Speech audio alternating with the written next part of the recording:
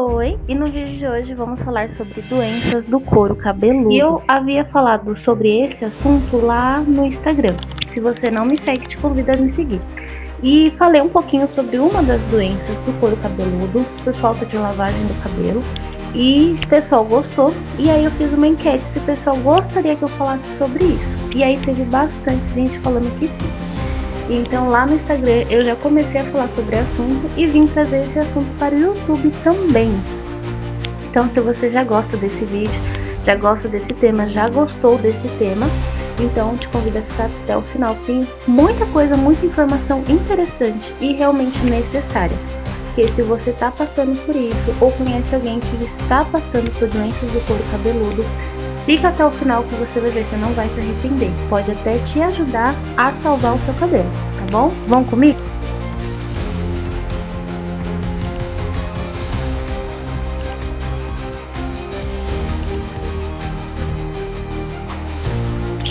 Então vamos lá. Primeiramente a gente precisa entender o que é o couro cabeludo, né? O nosso couro cabeludo é pele, gente. É a pele que envolve o nosso crânio. Certo? Dentro deles tem folículo piloso, tem glândulas sebáceas, tem corrente sanguínea, tem vasos sanguíneos e um monte de cabelo. É isso praticamente do que envolve o nosso couro cabeludo, certo? Vou tentar falar de uma forma que não seja muito científico, porque tem muitas palavras científicas difíceis aí de falar, né? Que não é, nem, é difícil de falar, é difícil de entender, então eu vou falar de uma forma que vocês entendam, certo? E aí, o que acontece? Por que ocorrem as doenças do couro cabeludo?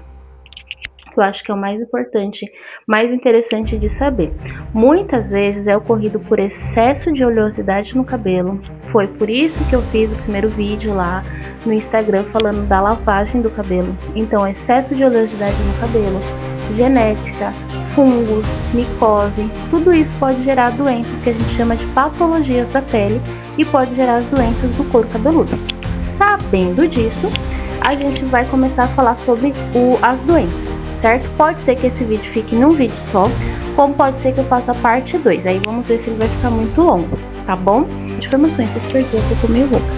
Então vamos lá.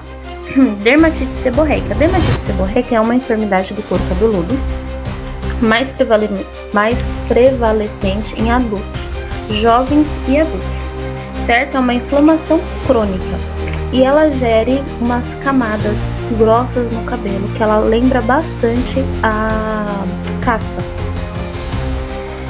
E é um fungo, envolve uma proliferação de fungos chamado, até peguei uma colinha aqui, que é malacesia, vou deixar o nome aqui, que vive naturalmente na pele, mas ela é uma cerca de condições de estresse e tudo mais. Então, o excesso de oleosidade, de estresse excessiva e variações climáticas promove esse desequilíbrio da dermatite seborreica. Então, ela é uma enfermidade do couro cabeludo, certo?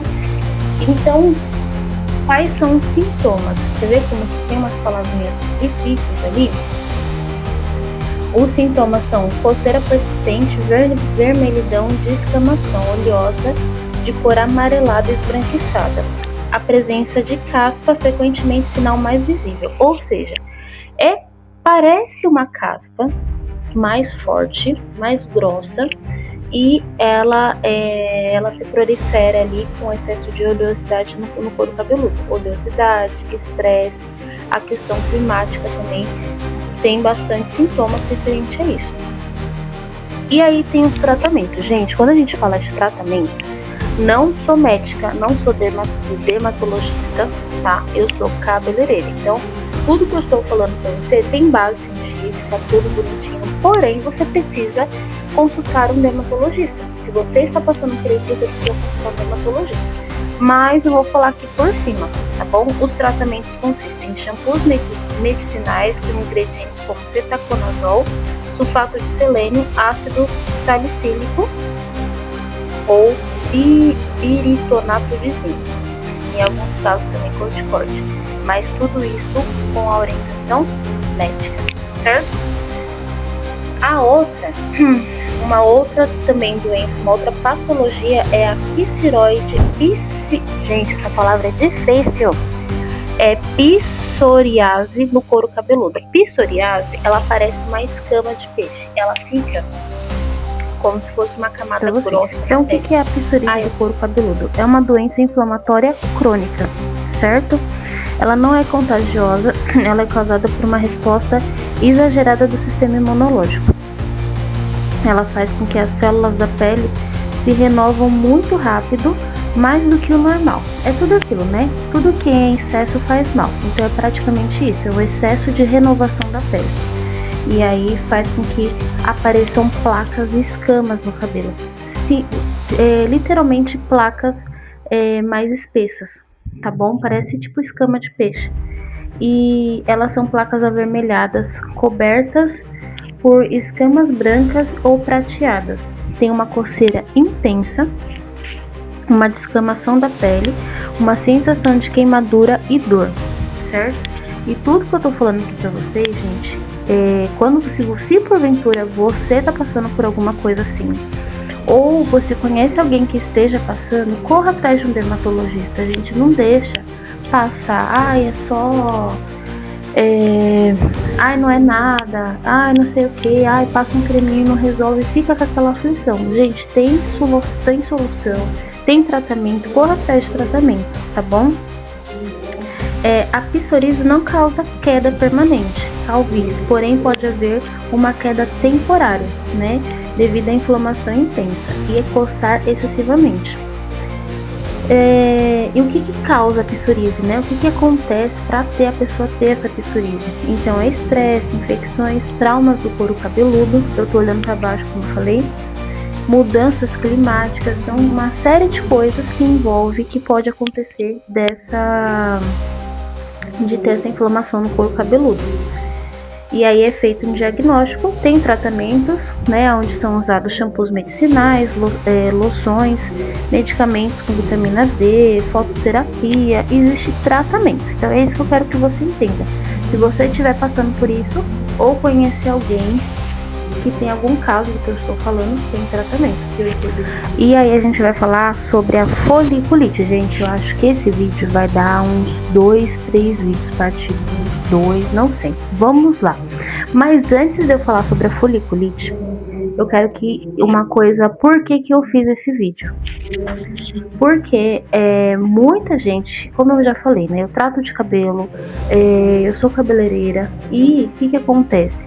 As pessoas negligenciam o cuidado capilar, certo? Então, muita gente, não tô falando todo mundo, não é generalizando, eu sei que tem gente que tem um cuidado assim, excessivo com o cabelo, cuida mais do cabelo do que do próprio corpo, mas tem muita gente que negligencia a questão do cabelo, do cuidado capilar, de lavar o cabelo, né? Então assim, cuide do seu couro cabeludo, gente, porque às vezes uma coisa que é simples de tratar, como lavar o cabelo todos os dias, ou lavar o cabelo 3 vezes na semana, vira uma enfermidade, entendeu? Então é uma coisa muito séria.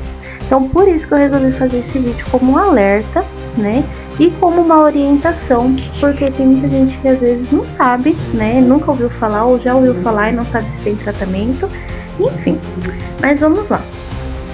O que é a foliculite, gente? A foliculite é uma inflamação dos folículos pilosos.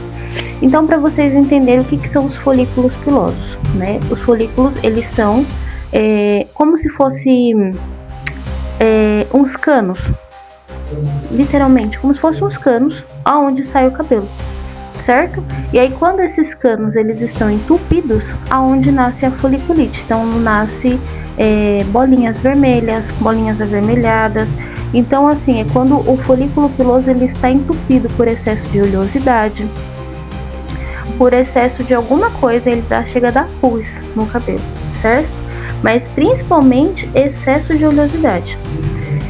E é uma condição comum que pode afetar qualquer pessoa. Então pode ser que você nunca teve foliculite na tua vida, e o simples fato de deixar esse cabelo com excesso de oleosidade, por exemplo, você treina todos os dias, faz um crossfit, uma crossfiteiro de mão cheia, soa que nem um cuscuz e não lava o cabelo, acho que não tem necessidade, mas eu vou treinar amanhã, vou lavar o cabelo, eu fiz minha escova tá nova, vou lavar o cabelo, né? Então, aí pode acontecer de ter uma foliculite, tá?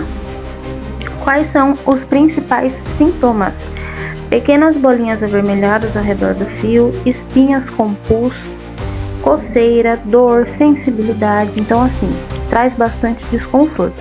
Todas as doenças que eu estou falando, eu vou deixar a imagem para vocês, tá bom? E o que causa? O que é o causador? Como eu falei, o excesso de oleosidade, estresse, acúmulo de suor, lavagem inadequada.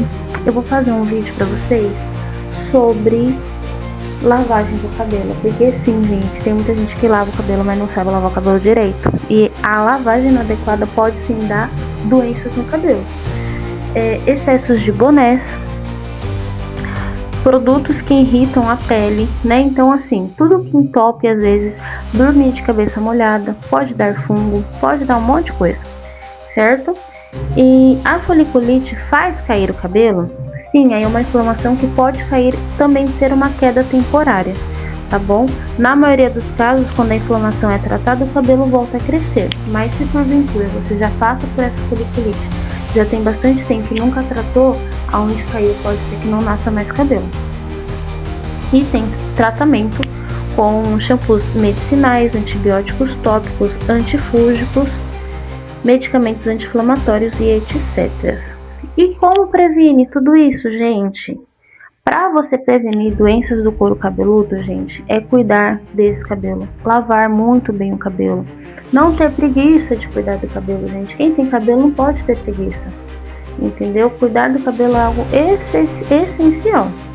Evitar compartilhar pentes, escovas, porque muitas vezes foliculite não é literalmente contagioso, mas às vezes a pessoa tem ali uma doença no cabelo, né, uma doença capilar, pode passar para você, entendeu? Tomar bastante cuidado. Alopécias no geral, tá bom?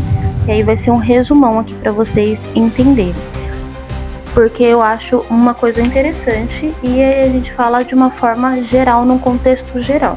Então existem 5 tipos de alopécias diferentes. Alopécia androgenética, que é a mais conhecida, né, que é a alopécia por genética.